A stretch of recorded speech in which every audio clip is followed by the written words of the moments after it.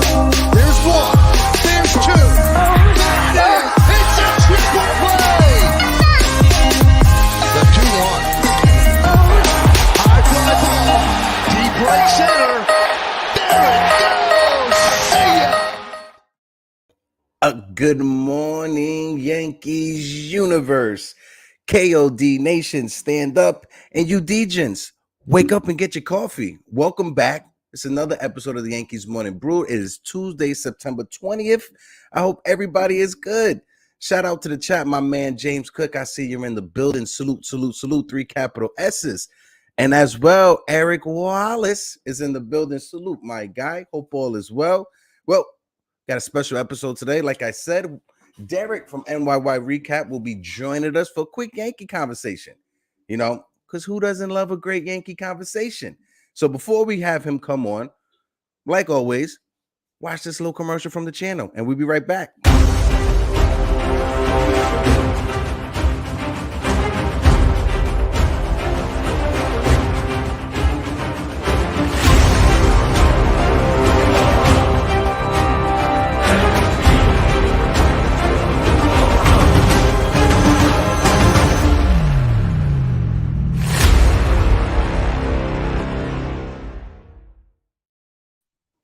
Good morning, Derek. Hope all is well, my guy. Salute, brother. How's it going? You hear me all right? Yes, sir. Yes, sir. Everything is perfect. A-OK, my guy. Thanks for tuning in. Thanks for joining. My pleasure.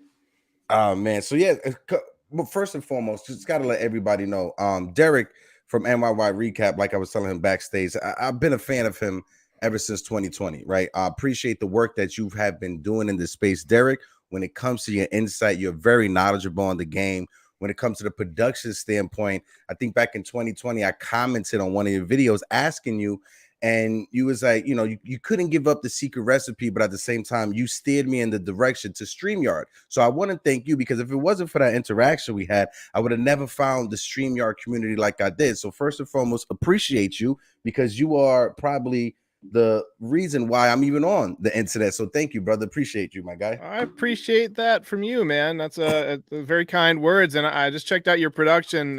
Jason Surge sent me a link to a couple of your interviews, and yeah, I mean, you're off and rolling, man. I apologize for not having any coffee ready. My intention was to make some coffee and enjoy a morning brew, but I've already had 2 cups of coffee. And I was afraid that I wouldn't be able to make it through this 30 minutes without having to go to the bathroom if I had another one. So it's all good. I'm recovering. I went out last night with my lady. We went to go 660, which is like an Australian Maori band. So my voice is a little harsh, so I'm drinking water myself. You know, when it comes to me. Yeah. But let's just get right into it, Jason. Derek, my apologies. How did you get started off as a content creator, bro? Like, what was the first step? Like, what made you get into this game? So I've always been kind of a creative addict. You know, I wrote 3 books. I was always searching for an outlet to kind of get my creativity out there. And in 2019, I moved into a new house, and we kind of had this extra media room. And my thought was, you know, I should do like a YouTube channel to talk about movies or whatever. I have this big movie collection. And my thought was I could go through and, like, you know, review Blu-rays or whatever. But I just found that there were a lot of movie channels, entertainment channels that were just far superior to what I was capable of doing at that point. So one day I just put up a random video about Davy Garcia pitching in the Futures game, and it got like hundreds and hundreds of hits. And I had never had more than like 7 or 8 views before. I was like, oh man, that's interesting. So when winter rolled around and the Yankees were on the verge of signing Gerrit Cole, I started up a Yankees channel, and I originally called it NYY Recaps Daily. And the thought was to do something kind of similar to what you're doing, which was like hop on in the morning, have my coffee, and just talk about what happened in the game the previous day. But I put up this video about Gerrit Cole, and it got like a lot of views. And then a couple of days later, the Astros scandal broke, and it got like thousands and thousands and thousands of views. I put up some video about Altuve was wearing a buzzer, which he totally was wearing a buzzer. Oh, definitely. That 100% was wearing a buzzer. And, you know, the response was really good. And I thought, you know, people might like this Yankees stuff. So I started watching other Yankees content creators. I had no idea who any of them were beyond Dan Rourke. I used to watch the Yankees Avenue highlights. I still watch them all the time. And he would get on there all the time and like just do like a quick 5-minute, chat, and I would see it has like 30 or 40,000 views, and I'm like, I need a new lawnmower. I could use some. I was like, I can do that. So I started doing more stuff, and eventually I changed it to post-game live streams just because people wanted that reaction. I would see people commenting right after the game. And I was like, I should probably just figure out a way to go live. At that point, I didn't know anything about going live. I didn't have any of the software for it. I was just a moderately decent video production designer and a avid baseball fan. But once I started to channel my creative energy and sort of, come up with the goal of having the highest production value Yankees post-game show on YouTube, bar none. That's my goal. That was like the end point. And then turning that post-game show into a daily podcast in audio form. So that way I got like 2 revenue streams. I don't really have to work my ass off. I work during the Yankee game. It's a way for me to monetize my passion. So that's kind of how we ended up. And now I'm starting to think about ways I want to build it out, considering bringing some more folks on next year and starting to hire some folks and all that. So it's really becoming a fun thing. You have your niche perfect, right? Because the post game part of it, it's a big part of being a Yankee fan, right? So when people are able to find that certain content creator or that certain community that just resonates with them, right there you have it, and that's a long shot. And I think that's what your community has. Because late night is hard for me because I'm walking my dog. I got a lot of work that I'm doing at nighttime. So periodically I rewatch your videos, especially the post game videos, and a lot of the production that I put onto this show, like the effort wise, I get from you, bro. I always have to give people their flowers.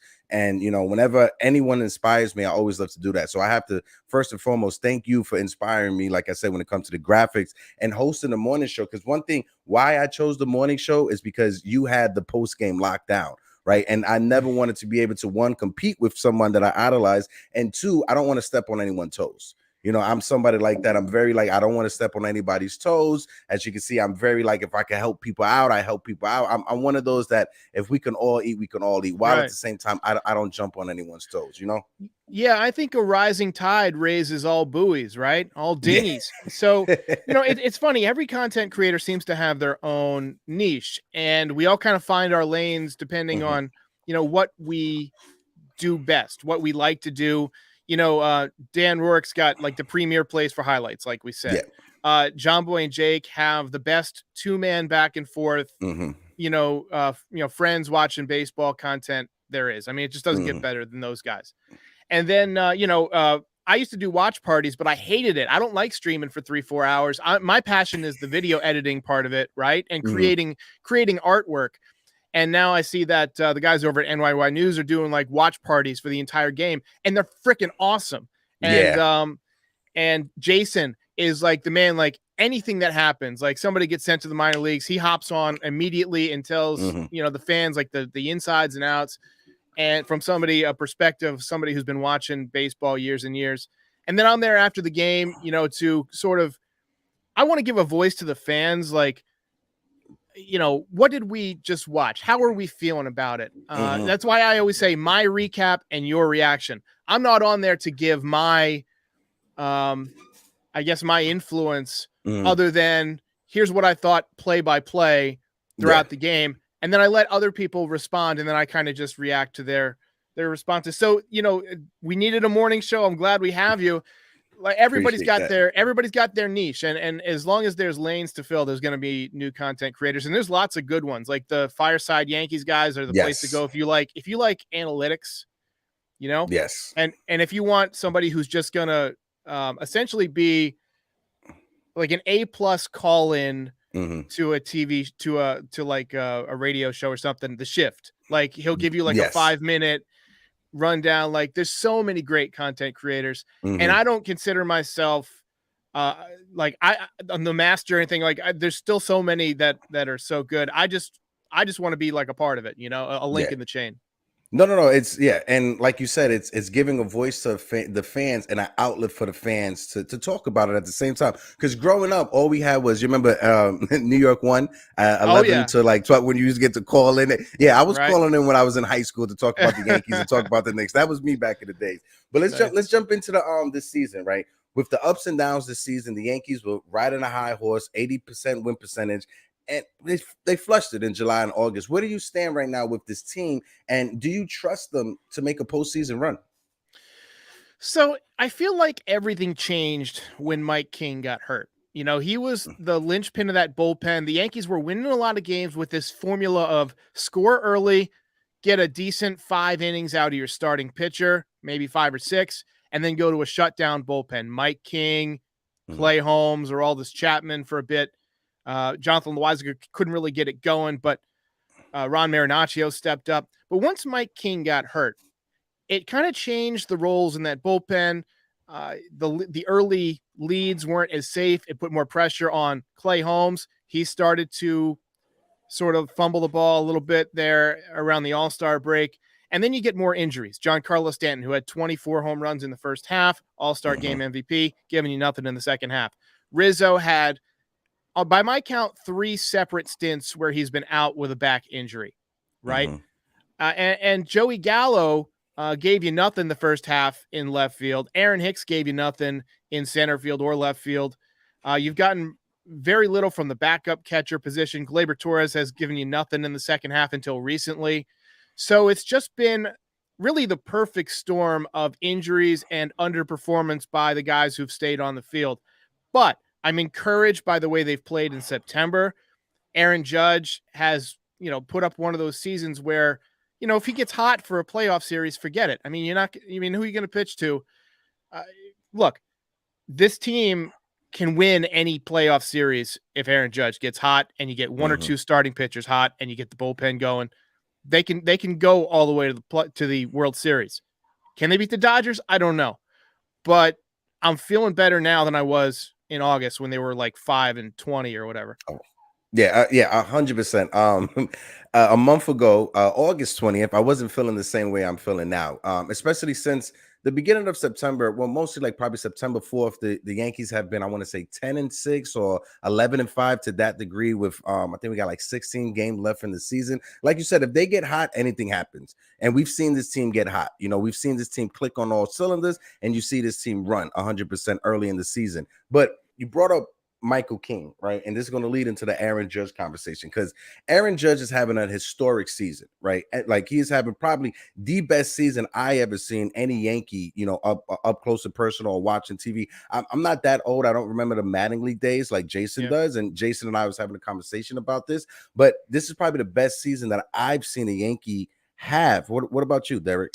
Oh yeah, I mean, I've been watching since '87, and really '87 was the end of Don Mattingly's dominance. In Mhm. '85, he won the MVP, drove in 145 runs, but he only hit 35 home Mhm. runs. I think he hit about 320. Aaron Judge is probably going to win the Triple Crown. Well, I shouldn't say probably, but he's got a really good shot at winning the Triple Crown. He's hitting 316. He's got Mhm. 59 home runs. He's got 127 RBIs.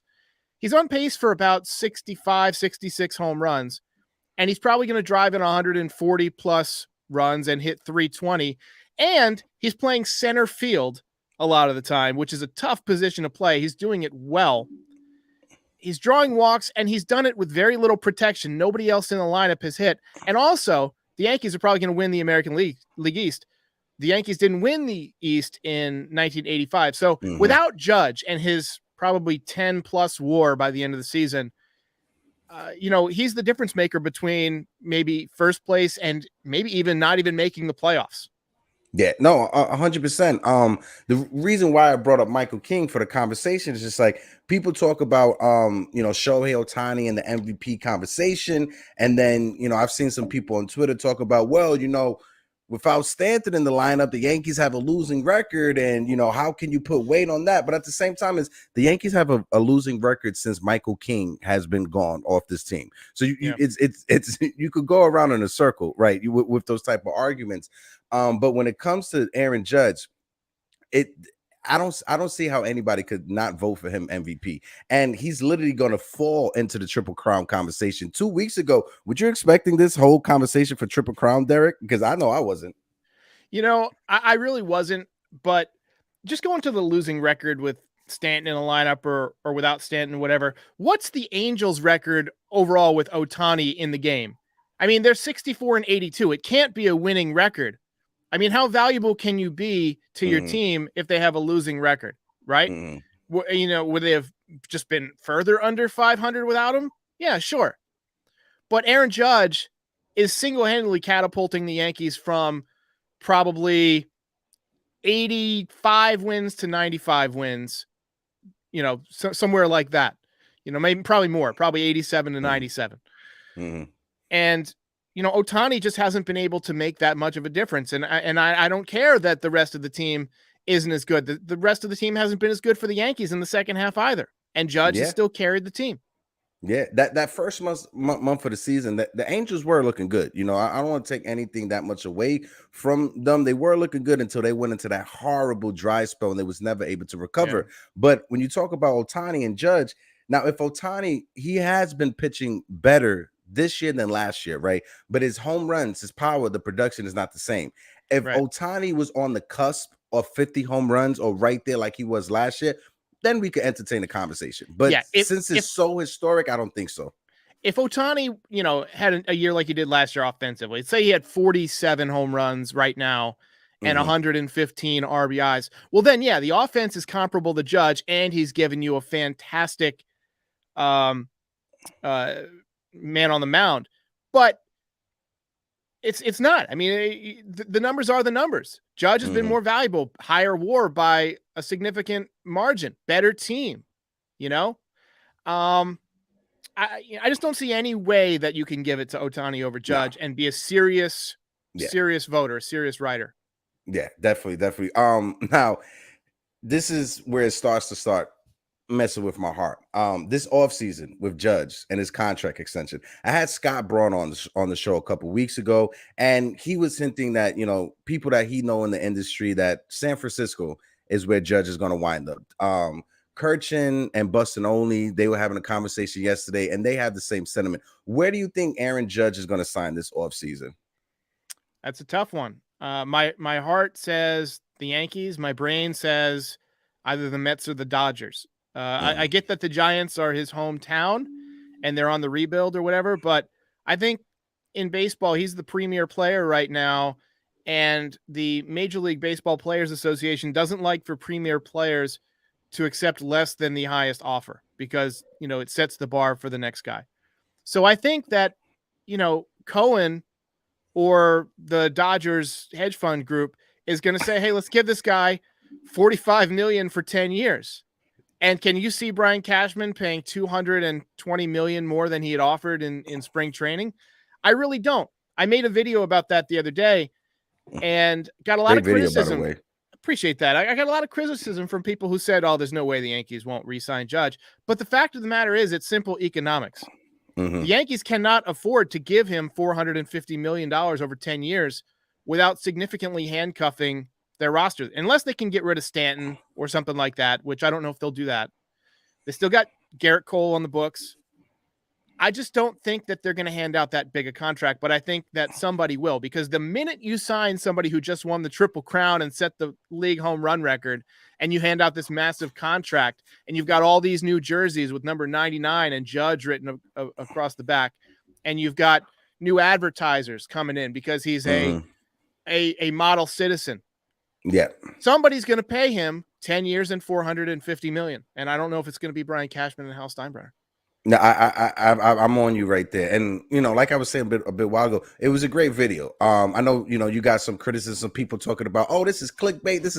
That's far from clickbait. Trust me. I've seen clickbait videos out there, and that was far from clickbaits, bro. But, man, it's hard to even have the words come out my mouth because it leaves a bad taste. Oh yeah. My heart says I want Judge to re-sign with the Yankees. Dream scenario would be Brian Cashman announces his retirement, right? Derek Jeter takes over as the president of the team, hires somebody to do the GM role so he can still be Daddy Jeter to his kids. And we announced the Stanton extension with Jeter naming him the captain of the team. That's a dream scenario, right? But I don't think that's going to happen this offseason. I really feel that he's going to go to the West Coast. And his answers this entire season he's not leading anybody on. He's not tricking anybody. He's not trying to put out blind faith out there. I feel that he made his decision up in his head, and we just have to wait to see what it's going to be. I think his decision's going to come based on the numbers. I really do. I think he knows what he's worth, and that he's a unicorn, as Aaron Boone likes to say. But he's gonna get paid. The man, it's gonna be a good Christmas in the Judge household. Listen, he bet on himself. You get a bet. Yeah, exactly. You get a bet. Different colored Bugattis going around for everybody, a part of the Judge family. But let's shift gears a little bit. Now this has rubbed me the wrong way this entire season when it comes to like Joey Gallo, Aaron Hicks, all the nonsense around it. I had an issue, I have a love-hate relationship with Michael Kay, but I had a real issue with him dragging Joey Gallo the way he did. Like the entire season, Michael Kay on his show was like defending Joey Gallo, being one of those defending, oh, look at the record or whatever. But as soon as Joey Gallo leaves, he takes a cheap shot and he says that Joey Gallo, went out, labeling himself as a victim, this, that, and third. I personally, as a Knicks fan, right, the way Joey Gallo handled it was perfect. Joey Gallo didn't curse out any of the fans, right? He wasn't fighting any of the coaches or the coaching staff in the dugout. He wasn't arguing or fighting with any of his fans. So as a Knicks fan, seeing what Julius Randle did last year, I could totally say Joey Gallo handled it right. And when it comes to him not performing, he accepted that. Like he spoke, he said, I fell. I have to remember my time as a Yankee as a failure. What's your thoughts on Joey Gallo real quick? Well, so I'm of two minds about Joey Gallo. So one, I do think that he handled it correctly in the comments where he took responsibility. But I do think he kind of checked out a little bit early on this team. The last week or so, he didn't shave. He started packing his locker up before he was even traded. To me, that rubbed me the wrong way a little bit. And I think that's kind of what also rubbed Michael Kay the wrong way, in addition to some of his comments. But I think Joey Gallo, he's just he's a strange fish that should have been tossed back. He was never right for New York. And, I saw you hit a 450-foot home run in LA last night, but he's really not doing great in LA either. Yeah. I think until he learns how to either lay off the high fastball or hit the high fastball, his career is going to spiral out of control and he's going to be out of the big leagues.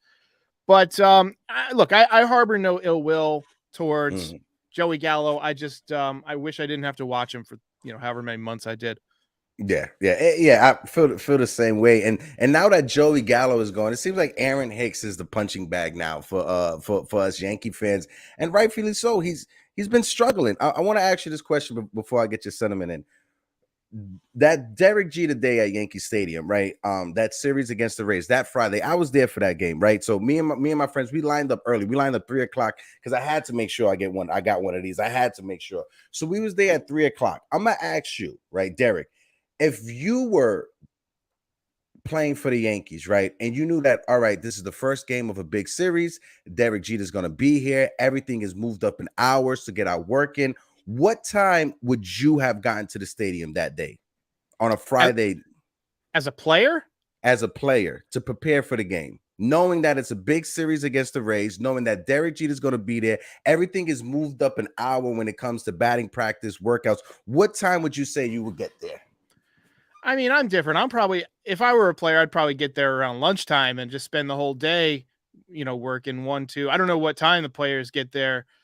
But I would think they would be in the building by 3:00, maybe at least at the latest. I was online, and I kid you not, gate 4, right? So the media entrance and the player entrance is literally down the block. Aaron Hicks jumped out of his SUV that was dropping him off at 3:45, 4:00. And one of the fans pointed out, like, yo, that's Aaron. We're already online waiting to go inside. Like, look at Aaron Hicks get. And we saw this screaming. He waved at us. to me, that just goes lack of preparation. Like you said, if you were a player, probably lunchtime, 1, 2, but 3:45, 4 o'clock, that's a little pushing it too much, especially when batting practice was over at 5:30 for the Yankees.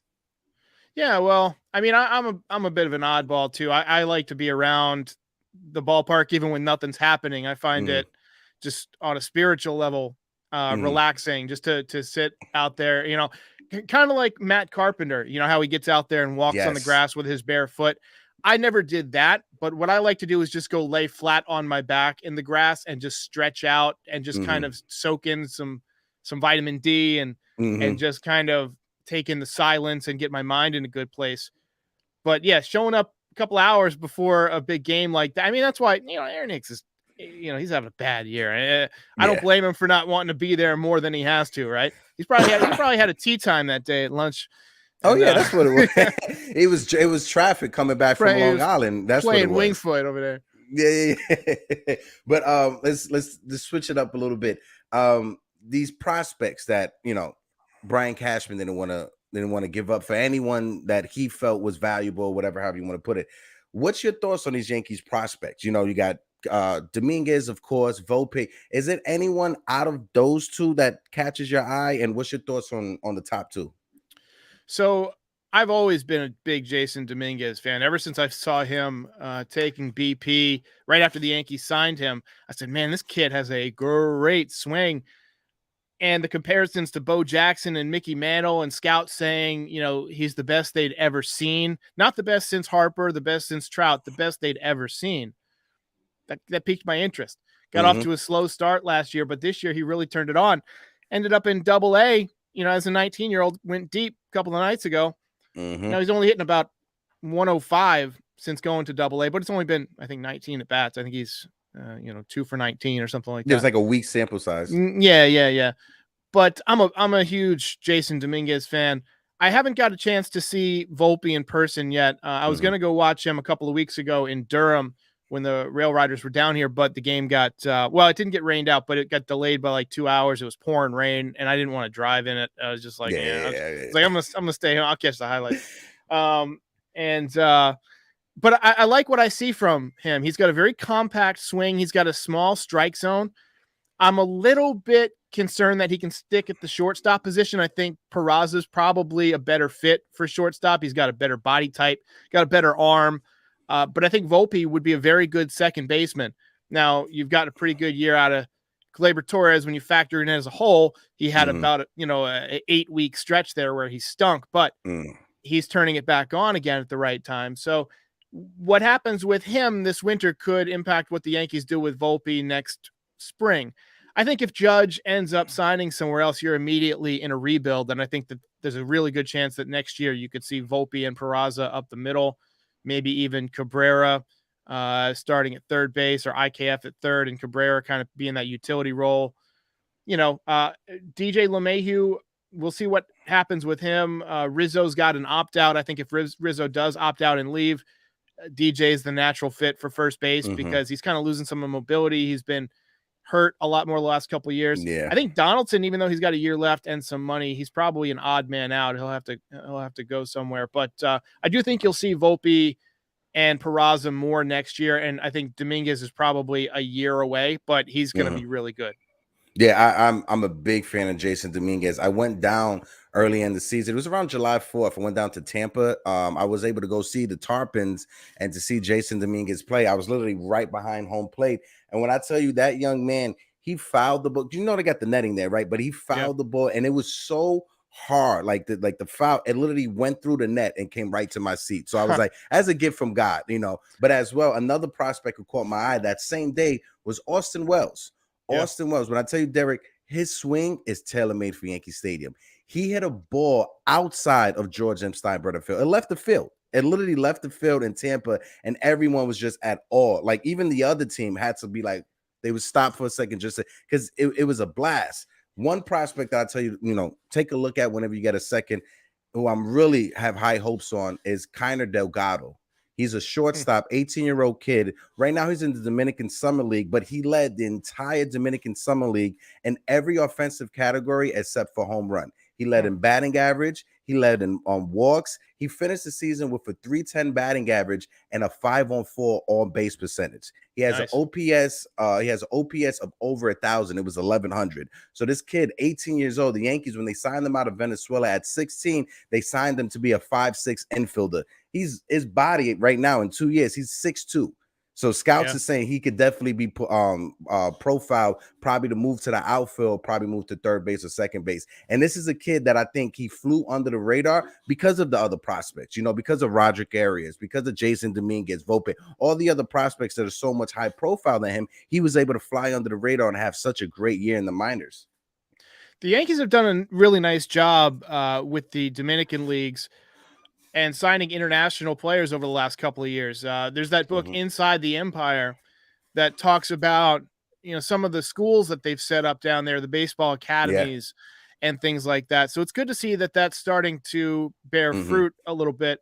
I actually hadn't heard of this guy, so I'm going to go check him out. He'll be on my radar now for sure. Yeah, definitely. Right before you go, because I know it's about that time, you brought up that, what the Yankees are doing in the Dominican Republic. And myself, I'm Puerto Rican, I'm not Dominican, but at the same time, I invest a lot of, what I try to do as a content creator to see how the industry works out. So going and watching different, testimonials from different people that made it through the minor leagues or didn't make it at all. There's a great documentary I think you should watch. It's on Miguel Sano, right? It's about Miguel Sano and Gary Sanchez when they were. Yeah, when they were, it was an awesome watch. It was beautiful, but it shows the corruption at the same time, that goes there on the island. But I'm glad now in 2022, you got David Ortiz, MLB, they're trying to work it out. Instead of having like the old signing system, now they're going to be able to go into the draft. So I think this is a good way in directions. But Derek, I know you got to dip out, bro. Thumbs up, thumbs down. What kind of coffee do you drink? I know you don't have it right now, but are you a Dunkin' kind of guy? Are you a Starbucks kind of guy? What's your go-to brew that you get? So I typically just go with the local grocery store breakfast blend, and then a little bit of French vanilla creamer, 0 calorie, and then some 0 calorie sweetener. And I usually have a couple of cups a day. It's funny, I was never a coffee drinker until a few years back. My wife is a big coffee drinker, and she got me started on it. I never liked the smell of just pure coffee, but she taught me about like the different blends and the different flavors and things like that, the different creamers. And since then, I've been kind of a coffee addict. And now my new thing is I'm getting into tea. I've been drinking a lot of lemon tea. Every year I do a couple of different fasts where all I'll do is drink, liquids for a couple of days, just trying to reset the immune system and things like that. And so I've been getting into tea because I've heard tea is really good for that. So I'm excited about the way the rest of this season's going. Yankees are looking good. I appreciate you having me on, man. No problem, brother. Looking forward to many more conversations if you're ever free, down for it and stuff like that. And guys, you guys know Derek. I don't need him to plug his channel. You guys know NYY recaps. Derek, my guy, I appreciate you for joining in, brother. Respect. Peace, baby.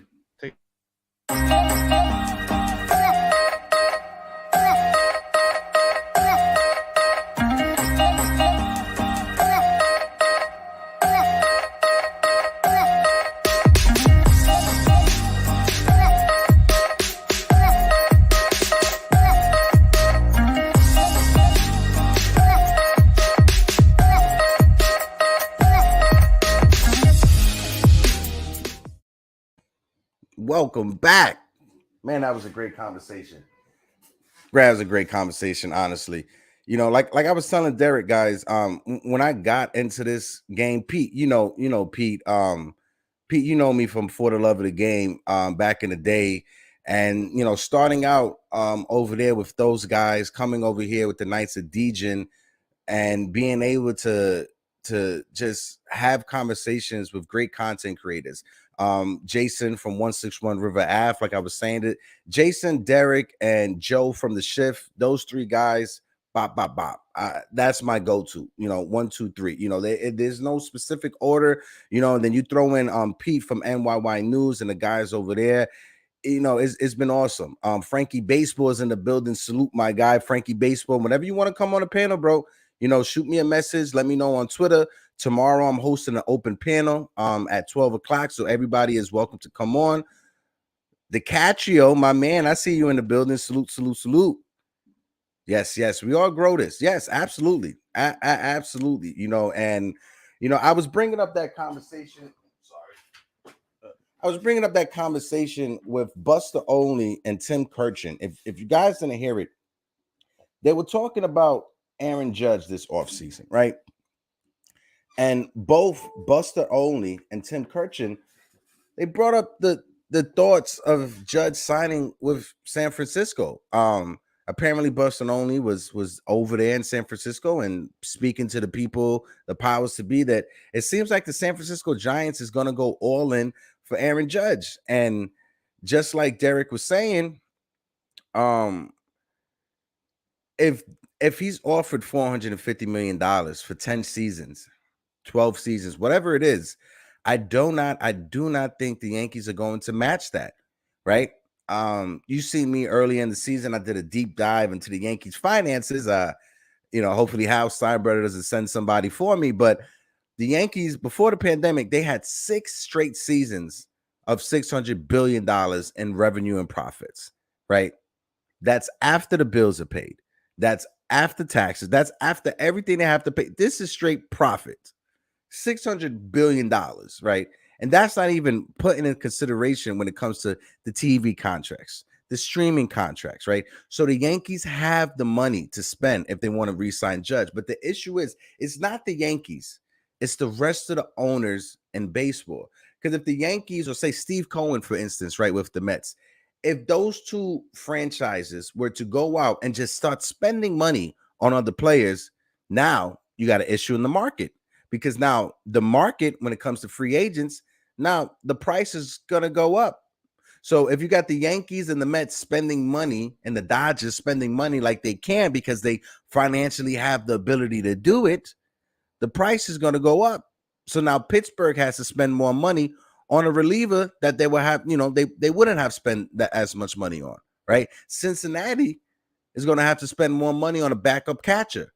When the top guys in the league, when they get paid, the bottom guys in the league, their salary goes up, their value goes up, right?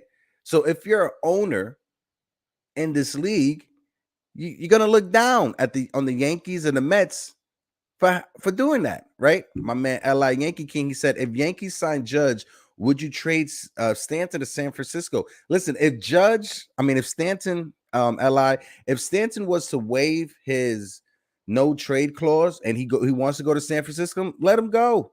Let him go. I'll pay his Uber straight there myself. With my personal money, I'll pay his Uber to to JFK or to LaGuardia.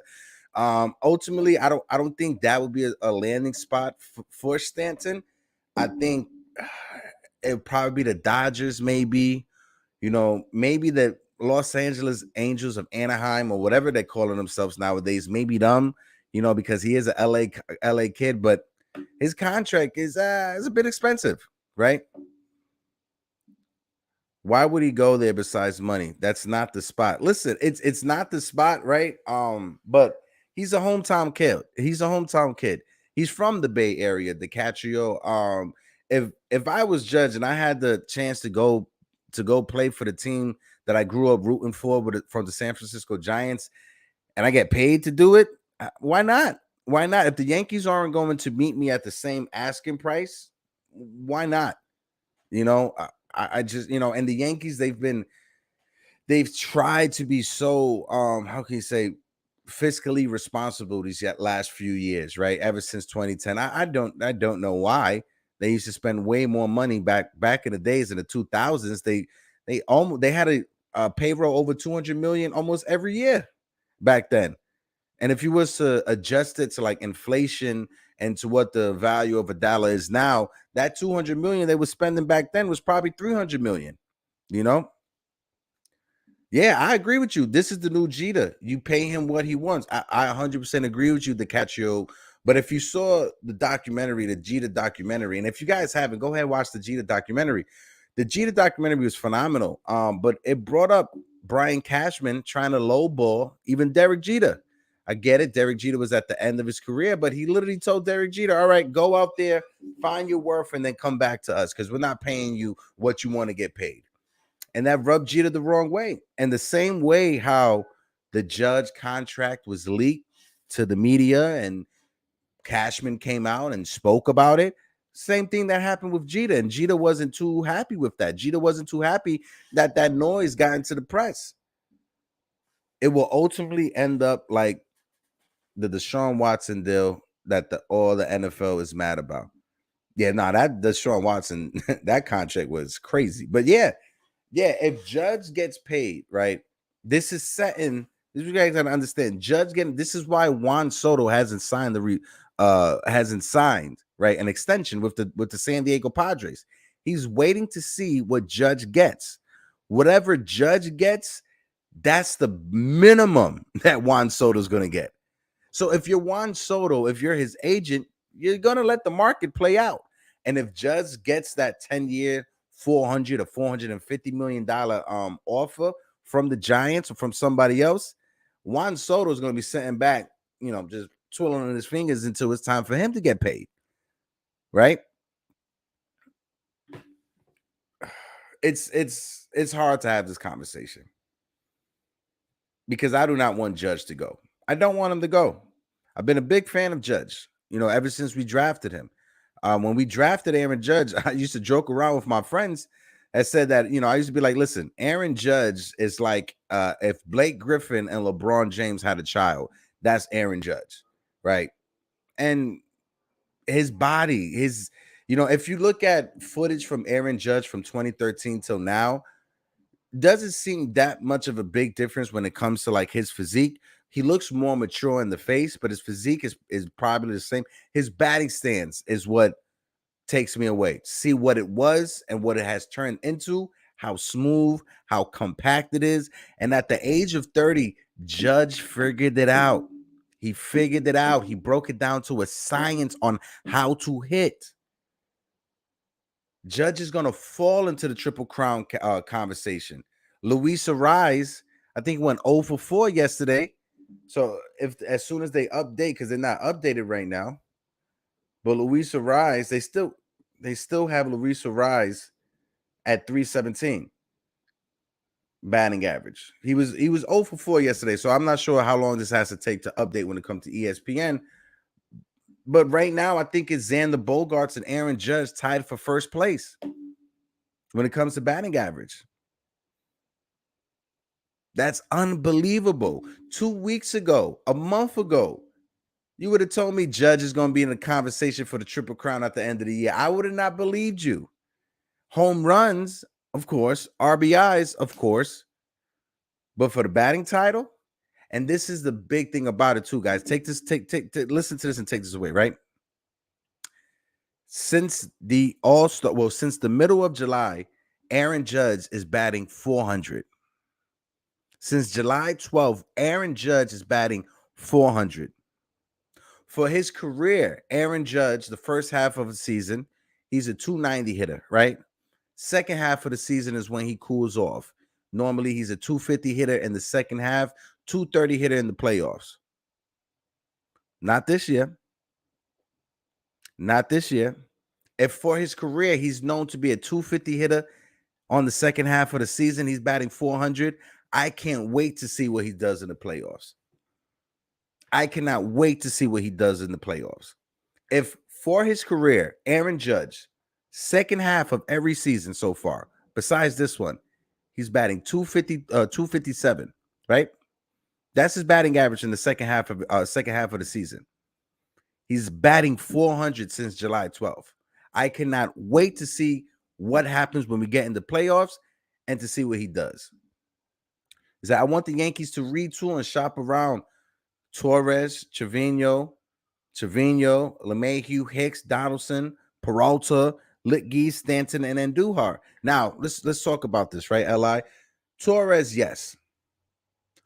Jose Trevino, I'm 50-50, but yes, I would sell high on Jose Trevino because this is the highest his stock has been in his career. So sell high on Trevino. Lou Trevino, I may fall back on that because Lou Trevino, he has controllability for the next 3 seasons, if I'm not mistaken. If he has only 1 or 2 years of controllability, send him out of here, packing, right? LI, send him out of here, right? But I think he has 3 to 4 years of controllability. In that case, I will hold on to him just for a little bit. LeMahieu, I think teams will stay away from LeMahieu because his injuries, especially this year and last year. You know, I didn't want to say this, but at the beginning of the season, I didn't think LeMahieu was going to have a great year because he's having off-season hip surgery, right? Myself, you know I'm not DJ LeMahieu, but I'm dealing with hip problems right now at 32, right? How old am I? I'm 33 right now. Jesus, I forgot how old I am. But I'm dealing with back and hip problems at 33, right? Because of work and stuff like that. So I didn't think LeMahieu would have that big of a great year this year, right? When he was riding, when first half of the season, everything was looking good. You know, everything was good. He was batting almost 300. He went down to 270, got it back up to 280. Then he got hurt, right? So LeMahieu, I wasn't expecting big things out of LeMahieu. Hicks, Li, I think the Yankees gonna have to eat his contract. Yeah, they just gonna have to eat his contract, right? Donaldson, we will have to pair Torres and Donaldson in the trade to get off of Donaldson's contract. Donaldson, he's after next year, he has an team option for the last year. Whatever team he's on, they're gonna put a plug on that. Wandy Peralta, same thing with Jose Trevino. I'm selling high on Wandy Peralta. This year and last year has been the best years of his career. Lucas Licky, the taxi driver that you shouldn't trust at 2 a.m. I don't think any team is going to bite on him. Stanton, like I said, whatever team wants to take him, if he waives his no trade clause, bye-bye. I'll pay for your Uber. Miguel Andujar, sucks to say it. I'll hate to see him leave, but he has to get an opportunity someplace else. James Cook said, I'm sorry, Soto is not Judge. Age-wise, Soto is 23. Production-wise, this year, he's not coming close to what Judge did this year, but Juan Soto won a World Series at 19. So trajectory rise, this is his first bad year of his career. I think teams are going to value Soto more than what they're going to value Judge. On the basis, James, that Soto's 23 and Judge is 30. So that's why I was saying that. And of course, Soto's agent is Scott Boras. You can't trust Scott Boras. Come on, bro. Scott Boras is a crook. Lou Trevino has 2 years left to control. Send his ass out. All right, cool. Yeah, send his ass out. If he only has 2 years of control, bye. Attach him to Donaldson and Torres and get him out of here. My man Pete said we should sign Judge and trade Turner and dub any salaries we can. I feel like Turner and Judge would be an unstoppable duo.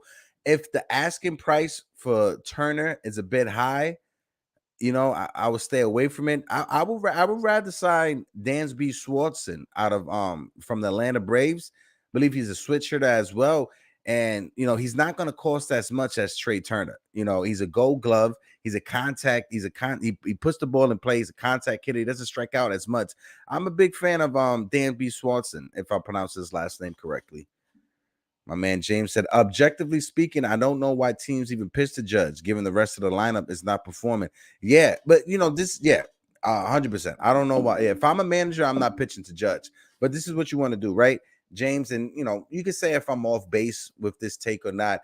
Now that Judge is at 59 home runs, and if you're a competitor, right, if you're a starting pitcher, if you're a reliever, regardless of your role on your team, if you're a competitor, you want to be known as the person that strikes Judge out on his way to 60, right? You don't want to give up that 60th home run, but at the same time, you want to be the person to strike him out, him trying to get to 60 or him trying to get to 61.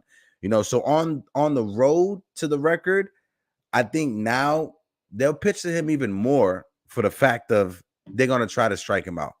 If you're a pitcher, if you're competitive, you don't want to be known as the person that didn't pitch to somebody, right, when they were so close to the record. Look at Hank Greenberg. They stopped pitching at Hank Greenberg because of that's how baseball was back then. But he was at 50, I think it was at 57 or 58, something like that, and they pitched around them. They didn't pitch to Hank Greenberg for the last 2-3 weeks of the season. That last month, they didn't pitch to him at all. But yeah, if you're trying to win a game, right? If you're a manager, you're not gonna pitch to him. But if you're a competitor, if you're a pitcher on the mound, you're probably going to want to try to pitch to him because you're going to want to be the person that strikes him out, right? Let's see. With Hicks, I would attach Austin Wells to get his contract off the books. See, that's what I wouldn't do. If I'm the Yankees, just eat his contract. Just eat his contract up. Austin Wells, I think, Austin Wells is going to wind up moving to first base. I do not. Austin Wells is a prospect you do not want to give up, especially in Yankee Stadium. That left-handed swing, LI, I'm telling you, bro, I saw him up close and personal in Tampa. LI, that swing is beautiful. That power is beautiful. That game, he went 3 for 4. He had a single, a double, and a home run that left the ballpark that I was at. I'm telling you, Austin Wells is going to be a special, special player. I like Dansby. Yeah. Dansby he's a gold glove shortstop, right? He doesn't strike out. He's a contact hitter. He puts the ball in play. He has a little bit of speed. So if you get Dansby Swanson, you can put him probably lead off or put him at the end of the lineup to have the lineup flip back around. It's going to be very interesting. Just like Derek was saying, if Judge ultimately leaves to San Francisco, you're going to see a soft rebuild when it comes to these Yankees. And I'm not sure if it's Brian Cashman that's going to be leading this soft rebuild after this year, because we've been lucky as Yankee fans to have success over the past 20 years, right?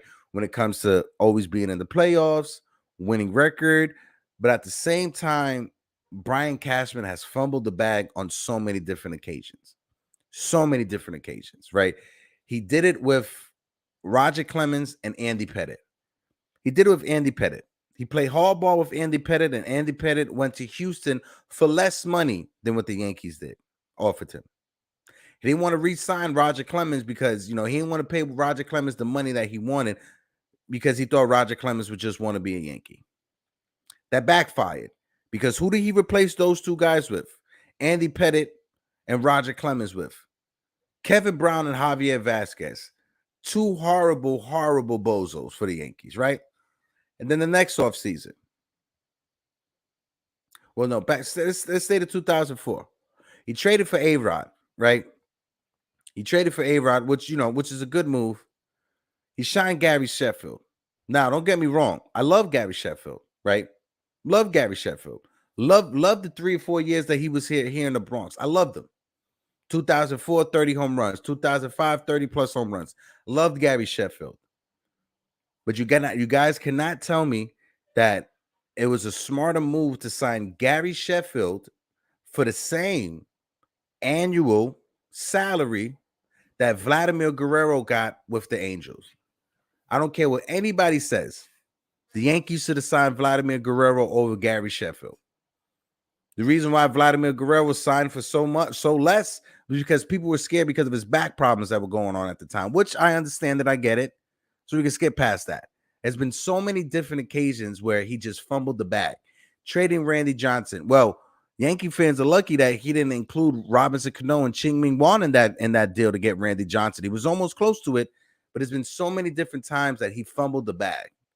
My man Alawi says, you have Trey Sweeney that you can move to first base. And this is what happens when you have an ultra contracts with Hicks. Teams won't take on a contract without a prospect. Yeah, but the Yankees have the money to buy him out. That's what I'm saying. Next year, he's making 9.5. The year after, he's making 8.5. And the year after that, his final year, he's making 7.5. Right? Ultimately, if you could package him in a deal with either Torres, or if you have to give up a prospect, hey, let's give up a prospect. But I wouldn't give up Austin Wells. That's just me personally. Austin Wells, I think, is going to be a very special player. He's I'm going to say this. We don't need a shortstop. We have Peraza. Yeah. That's why I think Derek and I would say Peraza could be the shortstop. Volpe could be the second baseman. Trey Sweeney, you can move Trey Sweeney to third base, right? You got Trey Sweeney that he's a shortstop that can move to third base. Trey Sweeney has power. He has pop. Let's see. Do we take a chance on Justin Verlander at 40? We had similar success with Clemens, Randy Johnson at the ends of their career. I would say yes, Pete. But this is the issue when it comes to Justin Verlander, right? Justin Verlander hates the Yankees. You guys got to understand, Justin Verlander is not going to sign with the Yankees. One, his ex-wife, his wife is the ex-girlfriend of Alex Rodriguez. That's first and foremost, right? How many games does Alex Rodriguez does at Yankee Stadium? A lot. So I don't think Justin Verlander is going to want to put himself in a situation where he's going to have to deal with A-Rod 30 days or probably 20 days out the year when it comes to a baseball season. I don't think Verlander is going to want to do that, right? At the same time, I don't think he even likes New York City. You know, I honestly think he's just a he's just a low how can I say he's not a city kid. I can say that. Like, he's not a city kid. This is a guy that probably loves the country. This is a small town guy. That's why Houston works for him. Detroit works for him. I don't think he's going to want to come to the Yankees for the fact that, one, is New York City, and two, he doesn't like the Yankees because of what his ex-wife and A-Rod, their history or whatever. So I don't think he was signed, with us. DiCaprio, like DiCaprio said, he would never. That's who I would rather sign, Li. I would rather sign DeGrom than Verlander, right? But I think if the Yankees let Judge walk, I think their reactionary signing would be to sign DeGrom, right? That would be a reactionary move. If they lose Judge, right, and the fans are in an uproar, the reactionary move to make is to spend your money on DeGrom, But hey, we just got to see what happens. He said, Pete, are you joking? Who cares about wins for a pitcher? He's the best pitcher on the planet. No. Yeah, but it's, Pete, at the same time, DeGrom is pitching for the Mets. They ain't have no. This is the first time they've clinched the playoffs since 2016. So their offense, that's a big part of the issue also with DeGrom. His offense doesn't show up for him. Back when there was no DH in the National League, DeGrom was the offense for him. DeGrom would hit home runs, or hit a double to get him a run because the Mets offense wasn't doing it. So that's what DeGrom was dealing with back in the day. Yeah, but I agree with you. I would sign DeGrom and Judge if we were able to do it. That's the move I would want to do. Yeah. And by the way, the Mets are going into the playoffs backwards. Yeah, but I think the Mets are going to get to 100 wins. Both the Mets and the Braves are going to get to 100 wins. It's going to be an interesting race, right? I can see an NLCS of the Mets and Braves depending on how things shape out with the rest of the standings, depending on what other people finish. But NLDS, Mets and Braves, hey, I'm here for it. As a Yankee fan watching from afar, I'm definitely gonna watch that. Is that I don't care. He's a real ace, unlike Cole. Yeah, Garrett Cole is not pitching like an ace, right? He's not. He's very susceptible to the home run ball. He's his worst enemy when it comes to him mentally. He gets in his own head. He beats himself up. I appreciate what Garrett Cole does when he goes out there and he tries to pitch 6, 7, 8 innings. I appreciate that. And I know Garrett Cole wants, I don't know him personally, but I can see it that he wants to be successful here with the Yankees. I just think mentally there's a problem. And when he gets into trouble, he's his own worst enemy. If a player gets a bloop single that just falls into the outfield or falls into the Bermuda Triangle out there, or if one of his teammates gives up an error that allows somebody to get on, you see the moment on his face, right? You see it on his face when he's just defeated. And he gives up a home run. Gives up a 3-run home run, gives up a 2-run home run, gives up a grand slam. He gives up home run. Garrett Cole, I think he's tied for the most home runs given up by a starting pitcher in all of baseball. And that's something that he has to improve on. My man, Li, can't take a few more of these before I go. And Hector Cole did better with Verlander and someone he could listen. If Verlander wants to come here, I would sign him. I want Verlander on this team, but I just personally think that Verlander hates the Yankees and he doesn't want to have to deal with his ex. Well, I keep saying ex. He doesn't want to have to deal with his wife's ex. But if he wants to come to the Yankees, Shut me up. Prove me wrong. Come to the Yankees. Help us get a World Series. Help Garrett Cole get back to the Garrett Cole he was when he was with you, when he had you be his mentor. But like I say, I just don't think Verlander would sign with the Yankees because of the history that Verlander has with this organization with A-Rod. I just don't see it. You got a better shot of Jesus coming back and pitching for the Yankees than Verlander. Listen, you never say never. Listen, that would be a solid number one. DeGrom, Cole, Cortez, and Sevy, and throw Clark Smith into that fifth. Oh man, that's a legendary lineup right there, LI. But like I said, I don't think the Yankees are going to pony up the money. It's for some reason the Yankees are scared to spend money. Like I said, they have revenue of $600 billion. Listen, the pandemic season, right? The pandemic season, the Yankees, they gross over $350 billion revenue from the stadium. Gross. After the bills were paid, after over $350 billion. Last year, it was on an uptick. It was at $470 or $480 billion last year. This year is going to blow that out the water. This year is definitely going to blow that out the water. They're going to get back to pre-pandemic levels. And that's what happens when you're selling chicken tendies for $20 at Yankee Stadium. But I just don't think Hal Steinbrenner and the Yankees are going to be willing to spend that money on Judge and DeGrom. I would love to have DeGrom and Judge both on this team. I would love it. It's all going to fall into the lap of Hal Steinbrenner and his shareholder friends. Do they want to spend the money? Now, I love spending other people's money that's not mine, especially when it's the Yankees, allies. So don't mistake me. I want the Yankees to go out there and spend money.